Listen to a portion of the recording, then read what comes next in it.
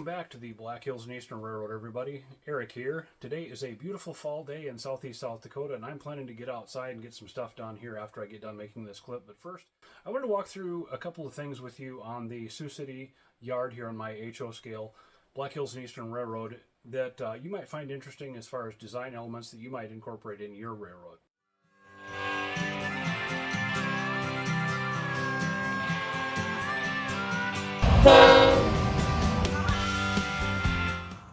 Before we get started here, I should make the disclaimer that I'm no layout design expert. Most of the guys on the LD SIG could run circles around me probably, but I have picked up a few things from operating both at Minrail, Rock Rail, and at Prairie Rail down in the Kansas City area, and different railroads around my area here in the southeast South Dakota area that you might find useful and that I've been able to incorporate with my interests in the space that I have available here on the Black Hills and Eastern HO scale model railroad.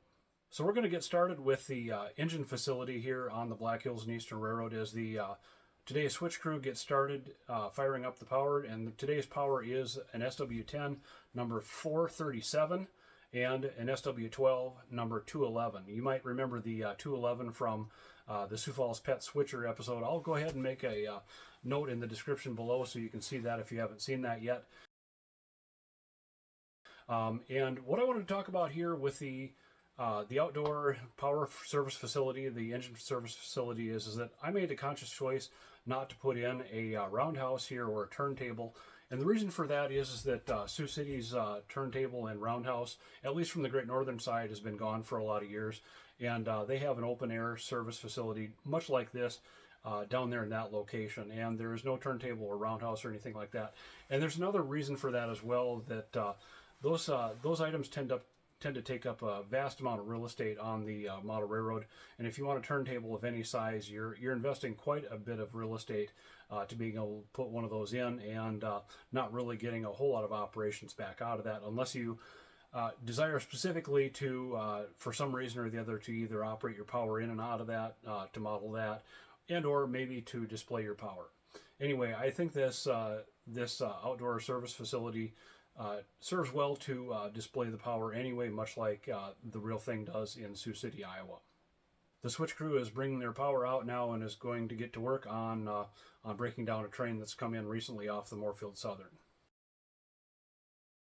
The second design element that I wanted to talk about is the drill track that I have available. And basically the purpose for a drill track is to be able to transfer the contents of one yard track to another, and principally from AD track to one of the sort tracks, if you will, under the yard ladder, or vice versa. And the concept of a drill track is so that the switch crew can work without interrupting the main line. And you see that going on here. The coal train is on the main line here in Sioux City, and is the train further away from the camera. The drill track is the track more close to the camera here, and has access to both all of the three AD tracks, arrival departure tracks, and all the tracks in the yard ladder in the sort yard.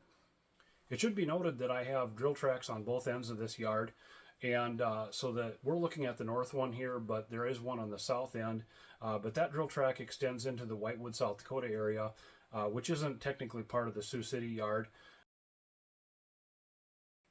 Item number 3. Arrival departure tracks. So these tracks are numbered 1, 2, 3 as they go away from the main line, and these basically are tracks that are aligned adjacent to the main line and basically have easy access to getting on and off the main line.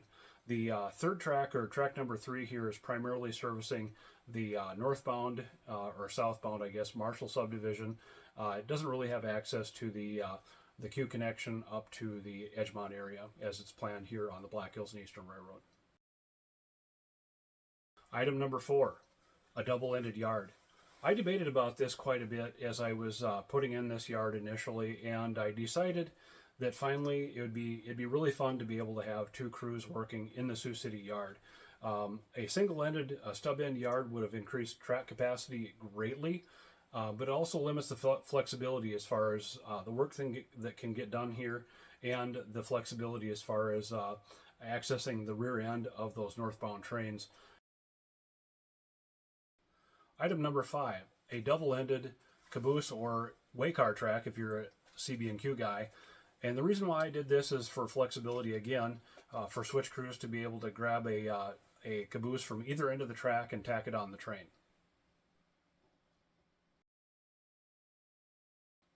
Item number 6, nearby rail-served industries.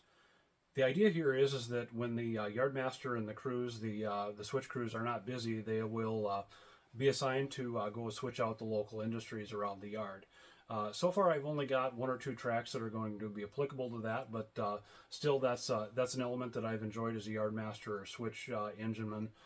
At other layouts that I've operated at, where there's maybe a little bit of work for us to do to go ahead and swap in a car or 2 or 3 or 4 at a local industry that's solely the domain of that yard crew.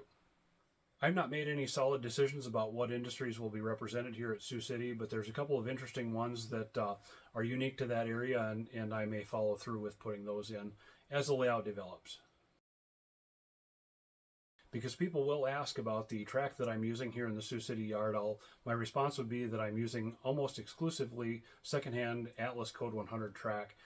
Flex track from probably some of it's pretty ancient that I have gotten off of estates, and switches as well. Minimum number 6 switch to kind of preserve operating integrity and improve reliability a little bit. I've sort of really shied away from number 4s whenever possible, and even on the upper levels I'll be only using number 4s in very tight industrial areas.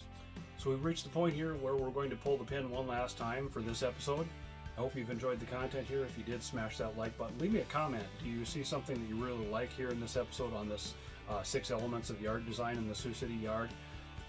Do you see something that you'd fix or you'd update if it had been your situation? Leave me a comment. Let me know. And I'll see you in the next one. Bye, guys.